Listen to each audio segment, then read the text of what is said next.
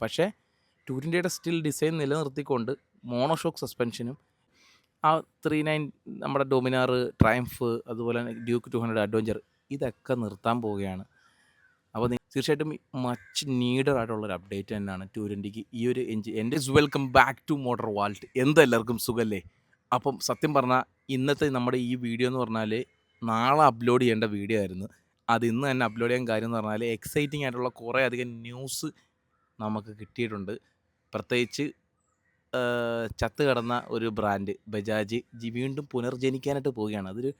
ഒരു വല്ലാത്തൊരു എന്താ പറയണ്ടേ, ഒരു വല്ലാത്തൊരു ന്യൂസ് തന്നെയാണ് ഇപ്പം നിലവിൽ നമുക്ക് പുറത്ത് വരുന്നത്. തീർച്ചയായിട്ടും വീഡിയോ ഫുള്ളിരുന്ന് കാണുക. വലിയ ലെങ്തൊന്നും ആകത്തില്ല.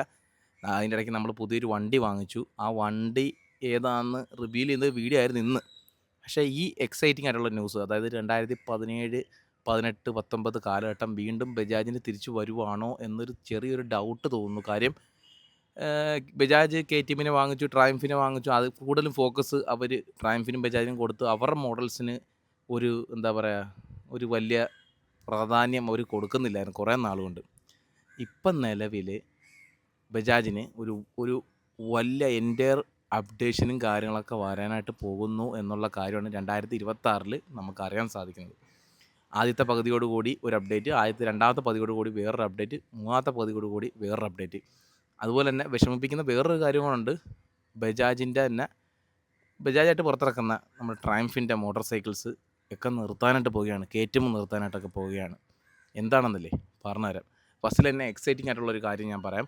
അതായത് ബജാജിൻ്റെ എൻ്റയർ ലൈനപ്പിന് അപ്ഡേഷൻ വരുന്നു എന്നുള്ള കാര്യം ഞാൻ പറഞ്ഞില്ലേ. RS 200 അപ്ഡേറ്റ് കൊണ്ടുവന്ന കാര്യം നമ്മൾ കഴിഞ്ഞ വർഷം കണ്ട് ഞെട്ടിയതാണ്. ഞെട്ടിയല്ല, നമ്മൾ വല്ലാത്തൊരു വിഷമമായിപ്പോയി. RSൻ്റെ കാര്യം കോലം കണ്ട് 2025 പോലും കഴിഞ്ഞ വർഷം പോലും അതിന് പ്രോപ്പറായിട്ടുള്ള അപ്ഡേഷൻ കൊണ്ടുവരുന്നില്ല എന്ന് പറഞ്ഞാൽ നമുക്ക് ഒരുപാട് സങ്കടമായി. ബജാജിൻ്റെ ഐക്കോണിക് മോഡൽസാണ് RS 200, NS 200 ഒക്കെ. അതിനൊന്നും കാര്യമായിട്ടുള്ള അപ്ഡേഷൻ ഇല്ല. സോ ഉള്ളത് പറഞ്ഞാൽ എൻജിൻ സൈഡ് അപ്ഡേഷൻ പറയേണ്ട യാതൊരു ആവശ്യമില്ല. കാര്യം 200cc പീക്ക് ലെവലിൽ ആണ് ഇപ്പം നിലവിൽ അതിൻ്റെ പവറും പെർഫോമൻസും കൂട്ടണ്ട, നോ പ്രോബ്ലം. ബട്ട് ഫീച്ചേഴ്സ് കൂട്ടാമല്ലോ, ഡിസൈനിൽ അപ്ഡേഷൻ കൊണ്ടുവരാമല്ലോ. ഡിസൈനിൽ അപ്ഡേഷൻ കൊണ്ടുവന്ന് മൂഞ്ചി തെറ്റിയതാണ് പൾസർ 220F. പക്ഷേ പൾസർ 220Fന് ഒരു അപ്ഡേഷൻ കൊണ്ടുവരുന്നുണ്ട് എന്നുള്ളതാണ് ഇന്നത്തെ വീഡിയോയിൽ അപ്ഡേഷനിൽ പറയാനുള്ള രണ്ടാമത്തെ കാരണം. ആ കാര്യം F250 ഇറങ്ങി. പേഴ്സണലി എനിക്ക് ഒരുപാട് ഇഷ്ടപ്പെട്ടൊരു മോട്ടോർ സൈക്കിളാണ് F250.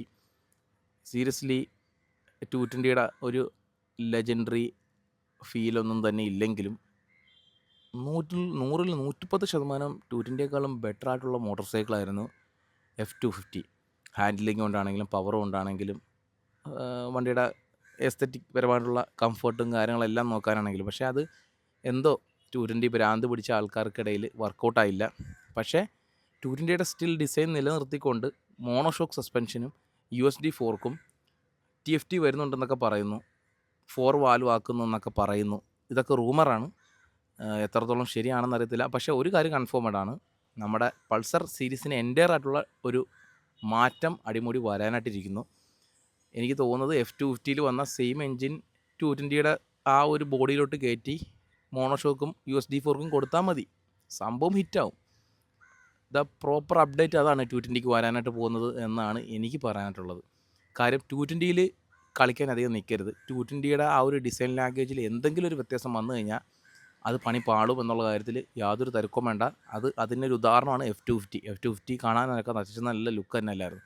എന്തുകൊണ്ട് പരാജയപ്പെട്ടു എന്ന് വെച്ച് കഴിഞ്ഞാൽ 220ക്ക് റീപ്ലേസ് ചെയ്ത് വന്നു എന്നുള്ളൊരു ഒറ്റ കാരണം കൊണ്ടാണ് അത് പരാജയപ്പെട്ടു പോയത്. തീർച്ചയായിട്ടും ആ ഒരു വണ്ടിയുടെ എൻജിൻ ഒരു പക്ക കിടിലൻ എൻജിൻ തന്നെയാണ്. 150 സിമ്പിളായിട്ട് കാര്യം എന്ന് പറഞ്ഞാൽ ആ ഒരു എൻജിൻ നല്ല ബട്ടറി സ്മൂത്തായിട്ടുള്ള ഒരു എൻജിനാണ്. നല്ല സ്മൂത്തസ്റ്റ് എൻജിനാണ്, നല്ല റിഫൈൻഡ് ആയിട്ടുള്ളൊരു എൻജിനാണ്. നമുക്ക് ടൂറിങ്ങിന് ഉപയോഗിക്കാം, സിറ്റിയിൽ യൂസ് ചെയ്യാം. ഇപ്പോൾ പഴയതുപോലെ ആൾക്കാർ പെർഫോമൻസ് മാത്രം നോക്കുന്ന വണ്ടികൾ നോക്കുന്നുണ്ടോ എന്നെനിക്ക് ഡൗട്ടുണ്ട്. എല്ലാം കൂടെ ഒത്തിണങ്ങിയ ഒരു വണ്ടി കിട്ടാൻ പാടാണ്. അപ്പം ഇതുപോലുള്ള ഈ ഒരു വണ്ടി 26 bhp 22 Nm ടോർക്കൊക്കെ വരുന്ന 220Fൻ്റെ എൻജിനാണ്. 220F അല്ല, 250cc ആണ്. തീർച്ചയായിട്ടും ഡീസൻ്റ് ആയിട്ടുള്ള പവറുണ്ട്, ഡീസൻ്റ് ആയിട്ടുള്ള പവർ ടൂറിങ്ങിനുണ്ട്, സിറ്റിയിലും ഉണ്ട്. ഒരു ഓൾറൗണ്ടർ ബൈക്ക് എല്ലാത്തിനും കൂടെ വേണമെന്നുണ്ടെങ്കിൽ നല്ല എക്കണോമിയിൽ ഒരു 50 മൈലേജോളം കിട്ടുന്നുണ്ടെന്നുള്ള ഒരു റിപ്പോർട്ടാണ് ഈ എൻജിൻ 2 വാൽവായിട്ട് പോലും കിട്ടുന്നുണ്ടെന്നാണ് പറയപ്പെടുന്നത്. മൈലേജ് ടെസ്റ്റൊക്കെ കാണുന്ന സമയത്ത്. ഫോർവാലൊക്കെ ആയി കഴിഞ്ഞാൽ കൺഫേം ആയിട്ട് നമുക്കൊരു 50 മൈലേജ് ഹൈവേയിൽ നമുക്ക് പ്രതീക്ഷിക്കാം. തീർച്ചയായിട്ടും മച്ച് നീഡഡ് ആയിട്ടുള്ളൊരു അപ്ഡേറ്റ് തന്നെയാണ് 220ക്ക് ഈ ഒരു എഞ്ചിൻ. എൻ്റെ ഒരു അസംഷൻ ഞാൻ പറയുകയാണ്, ഈ ഒരു എഞ്ചിൻ 250 എഫിൻ്റെ ആ ഒരു എഞ്ചിൻ എടുത്ത് 4 വാൽവാക്കി USD 4ക്കും മോണോഷോക്കും കൊടുത്ത് ടെയിൽ ലൈറ്റിൽ ഒരു ചെറിയ ഡിഫറൻസ് ഒക്കെ കൊണ്ടുവന്നു കഴിഞ്ഞാൽ 220 തീർച്ചയായിട്ടും പ്രതാപകാലത്തിലേക്ക് വീണ്ടും തിരിച്ചു പോകും. ആ ഒരു അപ്ഡേറ്റിനാണ് നമ്മളിപ്പം നിലവിൽ എല്ലാവരും വെയിറ്റ് ചെയ്യുന്നത്. അതുപോലെ തന്നെ എൻ്റെയർ ആയിട്ടുള്ള എല്ലാ പൾസർ സീരീസിനും അപ്ഡേഷന് നമ്മൾ കാത്തിരിക്കുന്നുണ്ട്. അതായത് ആ ഒരു NS200-നാണെങ്കിലും NS200-നൊക്കെ പീക്ക് ലെവലിൽ പെർഫോമൻസ് നിൽപ്പുണ്ട് ഇപ്പോഴും സ്റ്റിൽ. ബട്ട് എന്നിരുന്നാലും കുറച്ച് ബജാജ് കുളവാക്കാതെ നല്ലൊരു അപ്ഡേറ്റ് ഡിസൈനിലൊക്കെ TVS ഒക്കെ എത്രയോ നല്ല രീതിയിൽ ഡിസൈൻ ചെയ്യുന്നു. ഇപ്പോൾ നിലവിൽ KTMൻ്റെ ഡിസൈൻ കമ്പനി ആയിട്ടുള്ള അതിൻ്റെ പേര് ഞാൻ മറന്നുപോയി. ആ പേര് അറിയാവുന്നവരാണെങ്കിൽ ജസ്റ്റ് ഒന്ന് കമൻറ്റ് ചെയ്യും. അതിൻ്റെ പേര് അവരെ ഇപ്പം റിലീസ് ചെയ്തിട്ട് ബജാജ് തന്നെ എന്താ പറയുക ഡിസൈൻ ചെയ്യാൻ പോകുക എന്നൊക്കെയാണ് അറിയാൻ സാധിക്കുന്നത്. എത്രത്തോളം ശരിയാണെന്ന് അറിയത്തില്ല. അങ്ങനെയാണെങ്കിൽ വരുന്ന ഡ്യൂക്കൊക്കെ കോമഡിയാവും. അത് കൺഫേംഡ് അല്ല, അതുകൊണ്ട് ഞാൻ കറക്റ്റായിട്ട് പറയുന്നില്ല കേട്ടോ. അത് ഞാൻ ചെറിയൊരു റൂമർ കേട്ടതാണ്. കൺഫേം ആയിട്ടുള്ള കാര്യമാണ്. പൾസറിന് മൊത്തം അപ്ഡേറ്റ് വരാണ്. അതുപോലെ തന്നെ നമ്മുടെ ബജാജിൻ്റെ അണ്ടറിൽ വരുന്ന 350 സീരീസ്, അതായത് ആ 39 നമ്മുടെ ഡൊമിനാർ, ട്രയംഫ്, അതുപോലെ തന്നെ ഡ്യൂക്ക് 200 അഡ്വഞ്ചർ, ഇതൊക്കെ നിർത്താൻ പോവുകയാണ്. അപ്പോൾ നിങ്ങൾ ഞെട്ടും, എടുക്കാൻ നിൽക്കുന്ന ആൾക്കാർ തീർച്ചയായിട്ടും ഞെട്ടേണ്ട കാര്യം തന്നെ ഉണ്ട്. KTMൻ്റെ കാര്യം എത്രത്തോളം കൺഫേം എന്നറിയത്തില്ല. തീർച്ചയായിട്ടും കൺഫേം ആണ്. പക്ഷേ ഈ 2026 എപ്പോൾ വരുമെന്ന് അറിയത്തില്ല. പക്ഷേ ട്രയംഫിൻ്റെ സ്പീഡ് 400, സ്ക്രാംബ്ലർ 400 ഒക്കെ വിത്തിൻ 1 മന്ത് സ്റ്റോക്ക് തീരുന്നതോടുകൂടി പുതിയ വണ്ടി വരുന്നത് 350 സീരീസിലായിരിക്കും. അപ്പോൾ ഞെട്ടാൻ കാരണമുണ്ട്. അതായത് 400cc കിട്ടിക്കൊണ്ടിരുന്ന വിലയ്ക്ക് ഇനിയിപ്പം 350 സീരീസേ കിട്ടത്തുള്ളൂ. കാര്യം പുതിയ GST നിയമം വന്നതുകൊണ്ട് അറിയാമല്ലോ, 349cc മുകളിലോട്ട് എല്ലാ വണ്ടിക്കും 40% GST ആക്കി കൂട്ടി.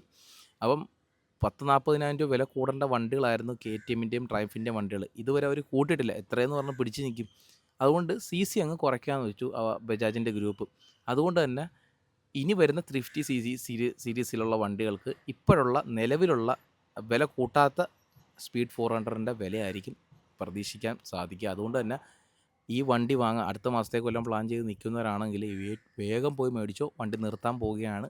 നിർത്തിക്കഴിഞ്ഞാൽ ഇനി വാങ്ങാൻ പോകുന്ന വണ്ടികൾക്കൊക്കെ സെയിം പ്രൈസ് 350cc ആയിരിക്കും മേടിക്കാൻ കിട്ടുക എന്നുള്ള കാര്യം നിങ്ങൾ മനസ്സിൽ വയ്ക്കുക.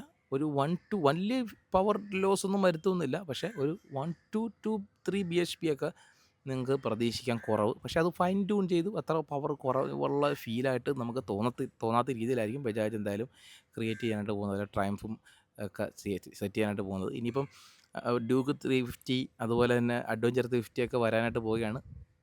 സെയിം പ്രൈസിന് തന്നെ ആയിരിക്കും. വില കൂടാതിരിക്കാൻ വേണ്ടി അവരെ കമ്പനി നിലനിൽക്കണ്ടേ. വില കൂട്ടാത്ത എത്ര നാൾ ഇങ്ങനെ നമുക്ക് വേണ്ടി ത്യാഗം അവർ അനുഭവിക്കും. തീർച്ചയായിട്ടും വലിയൊരു കാര്യം തന്നെയാണ് ബജാജ്. വലിയ ബിഗ് ഷൗട്ട് ഔട്ട്.